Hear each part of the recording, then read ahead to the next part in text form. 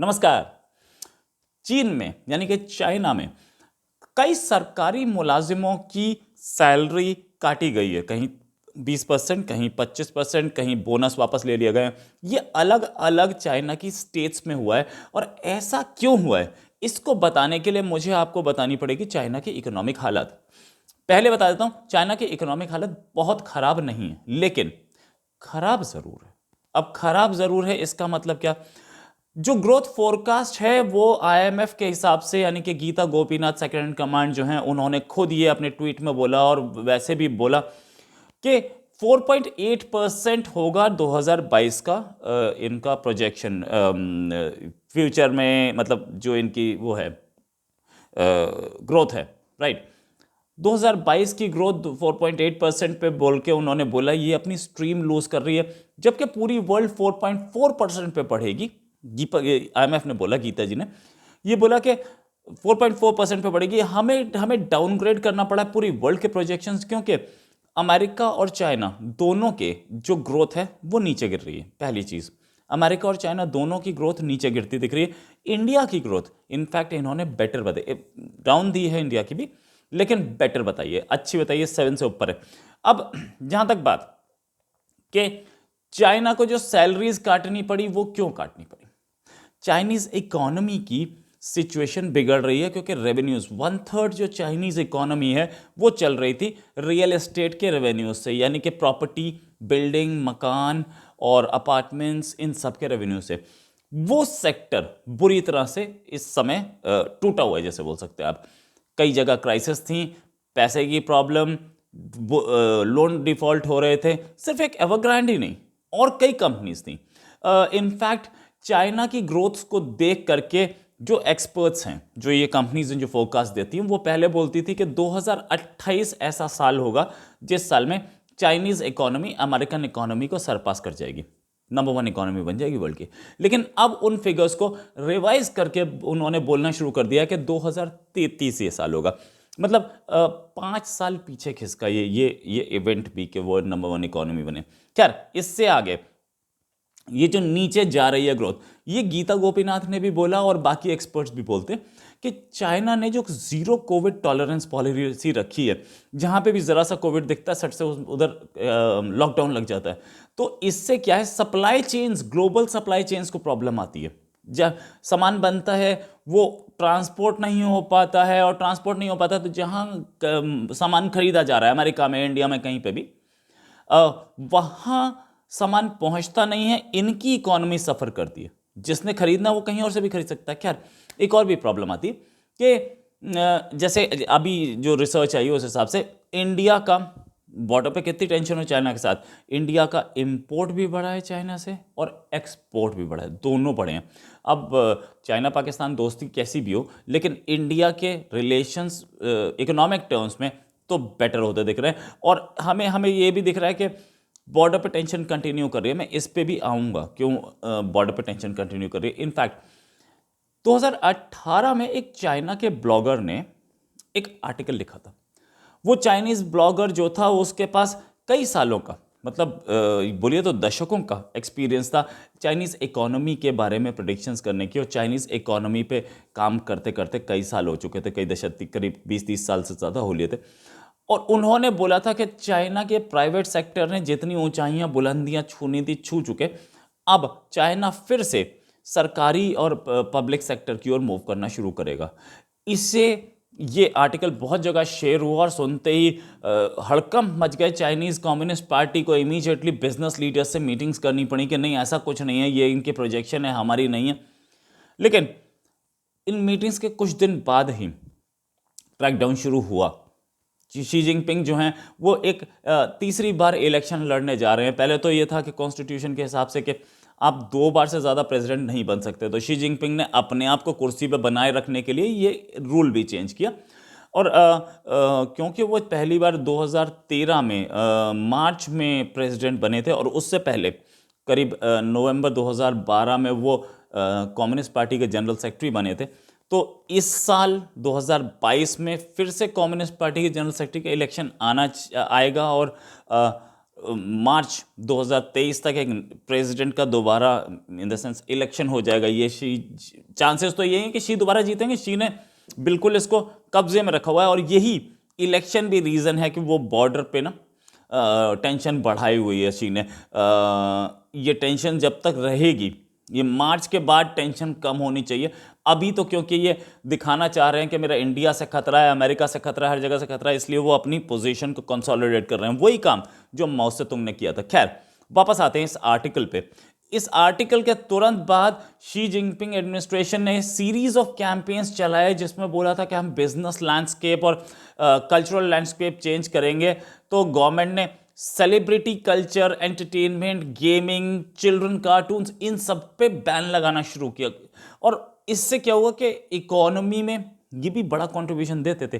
कई जगह एक विनी द पू एक इनका कार्टून था, अब वो पता नहीं उनको क्या प्रॉब्लम हुई, वो भी बंद कर दिया। बड़ा फेमस कार्टून था, बंद कर दिया। और बंद होते ही एक तो इकोनॉमी, एक जॉब्स खोई, साथ में पूरी वर्ल्ड को का इन्वेस्टमेंट कॉन्फिडेंस शेक हुआ कि यार इधर जाएं, इन्वेस्टमेंट भी करें और ये बैन कर दें तो।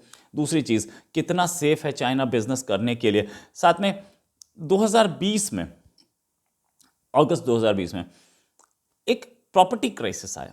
प्रॉपर्टी क्राइसिस क्या, कंपनीज एवरग्रांड, काइसा, मॉडर्न लैंड चाइना और फैंटेसिया नाम की कंपनीज जो थी, इन्होंने अपने ना कर्जे वापस नहीं कर पाई। डेट जो क्राइसिस आई और उससे अगेन सीधे सीधे इकोनॉमी पे इम्पैक्ट हुआ। साथ में 1/3 ऑफ द चाइनीज इकोनॉमी इसी पे बेस्ड थी। पहली चीज़, पूरी चाइनीज इकोनॉमी इस चीज़ पे बेस्ड थी।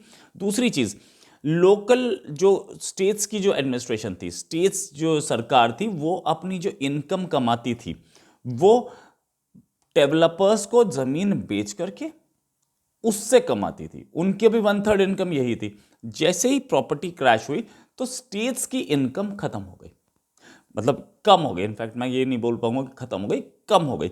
और कम होने की वजह से ये जो मैंने आपको स्टार्ट ही जहां किया था कि सैलरी कट्स हुए, ये हुआ।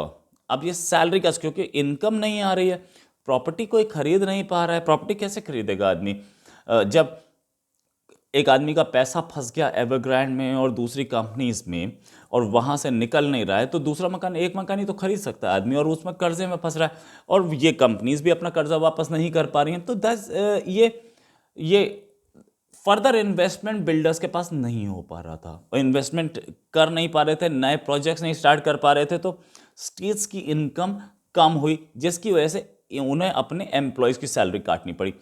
ये चीज़ अब क्रैकडाउन की वजह, कई जगह क्रैकडाउन और किया शी जिनपिंग ने, जिसकी वजह से बड़ी बड़ी कंपनीज को अपने एम्प्लॉयज़ कम करने पड़े, प्रॉफिट्स की प्रॉब्लम आ रही थी। अच्छा, अब दो चीज़ें। एक तो शी जिनपिंग ने अपनी जो इकोनॉमी है उसको दो वर्ड्स पे कंसाइज कर दिया, दो वर्ड्स पे लाके खड़ा कर दिया। दो वर्ड्स पे वो अपनी इकोनॉमी समझाते हैं, एक कॉमन प्रोस्पेरिटी और एक dual circulation. Now common prosperity क्या है? कॉमन प्रोस्पेरिटी ये है कि जितने भी लोग हैं सबको बराबर इक्वालिटी में प्रोस्पेरिटी मिले, मतलब सबका लिविंग स्टैंडर्ड जो है, जो 60 करोड़ लोग हैं जिनको चाइनीज हैव नॉट्स बोलते हैं, यानी कि जिनके पास मकान नहीं है और पूरे उनके पास फैसिलिटीज़ नहीं है, उनको हम प्रोस्पेरिटीज़ दें। अच्छा, चाइना में गरीबी बहुत है, इसमें कोई शक नहीं है, चाइना दिखाता नहीं है, लेकिन ये 60 करोड़ जो मैं हैव नॉट्स बोल रहा हूँ, उनके पास मकान तो छोड़िए, उनके पास बहुत अच्छी प्रॉपर हेल्थ फैसिलिटीज़ नहीं हैं, उनके पास प्रॉपर जो बोलते हैं कि जॉब्स नहीं हैं, उनके पास प्रॉपर फूडिंग का तरीका, खाना वगैरह तो हो सकता है हो भी, लेकिन वो न्यूट्रिशियस डाइट की प्रॉब्लम, वो सारी प्रॉब्लम्स हैं, इसमें कोई शक नहीं है। चाइना में गरीबी है, चाइनीज़ गवर्नमेंट ज़रूर छुपाती है उसको, और मकान तो नहीं है, राइट। अब मकान और ख़रीदना भी, मकान बहुत महंगा है चाइना में। तो वो 60 करोड़ हैव नॉट्स के लिए वो कुछ करना चाह रहे थे, ये common prosperity. And then dual circulation जो है ना, ओवरऑल इकोनॉमी से करता है कि हम अपने आप को सेल्फ रिलायंट बना दें, साथ में इंपोर्ट्स ना करें, हम अपने लिए सब कुछ प्रोड्यूस कर पाए। ये दो चीज़ों पे घेरता है और इसको बहुत ठीक से, बहुत अच्छी तरीके से शी डिफेंड भी करते हैं। लेकिन सबसे बड़ी चीज़ कि उन्होंने जो क्रैकडाउन किए बिजनेसेस पे और जो जो लॉकडाउन लगाया ये इस पे, क्योंकि विंटर ओलंपिक्स वो कराने जा रहा है ना चाइना, विंटर ओलंपिक्स करा रहा है तो वो कह रहा है कि जीरो कोविड पॉलिसी ताकि मेरा विंटर ओलंपिक्स ठीक हो जाए। कंट्री की ईगो की, कंट्री की प्रेस्टीज का मामला है तो वो हर जगह लॉकडाउन लगा रहा है, तो इससे लोगों की इनकम में प्रॉब्लम आ रही है और कंट्री की जिसे बोलते हैं आउटपुट में प्रॉब्लम आ रही है। साथ में यूएस ने, अमेरिका ने और टैरिफ्स मार दिए, तो वो टैरिफ्स पहले वाले तो हटे ही नहीं, नए टैरिफ्स उइगुर के जो मुस्लिम्स हैं उनके रिप्रेशन या ऑपरेशन या जो बोलिए आप उसको उस पर मारे हैं।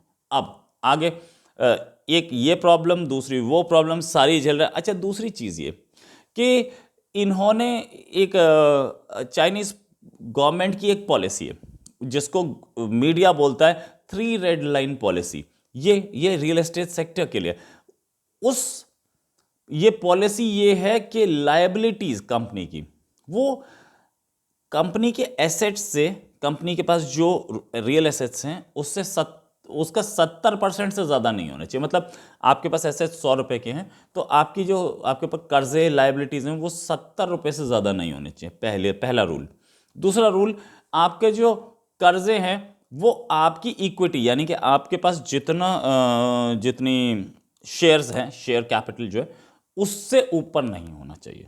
तीसरा, जो कैश है हाथ में वो आपकी शॉर्ट टर्म बोरोइंग से कम नहीं होना चाहिए। और इसकी जितनी भी कंपनीज थी चाइना की, करीब 70% कंपनीज इन तीनों रेड लाइंस में से एक लाइन को क्रॉस कर रही थी। इनफैक्ट चाइना रेलवे कंस्ट्रक्शन और एवरग्रांडे तो जो है वो तो तीनों को ही क्रॉस कर रही थी। और इस वजह से, क्योंकि चाइना में जो रूल्स का इन्फोर्समेंट है वो बहुत अच्छा नहीं है और चाइनीज़ गवर्नमेंट भी ये चाहती है कि ये होता रहे, क्योंकि पैसा आ रहा है ना, पैसा वो चाहते हैं कि बिजनेस आता रहे, कोई प्रॉब्लम नहीं है। इसकी वजह से चाइनीज़ इकोनॉमी डाउन हुई और शी जिनपिंग की जो रूल्स हैं उस हिसाब से ये बताया जा रहा है कि इकोनॉमी अभी और टूटेगी और क्रैकडाउन अभी कुछ सेक्टर्स पे और हो सकता है। हालांकि अभी मैं फिर से बोलूँगा कि चाइनीज़ इकोनॉमी अभी बहुत बुरी स्थिति में नहीं है, लेकिन स्लो डाउन बहुत क्लियर दिख रहा है, जिसको वर्ल्ड बैंक भी बोल रहा है और दूसरे एनालिस्ट भी बोल रहे हैं। इसी के साथ एक और खबर के साथ फिर हाजिर होंगे। नमस्कार, जय हिंद।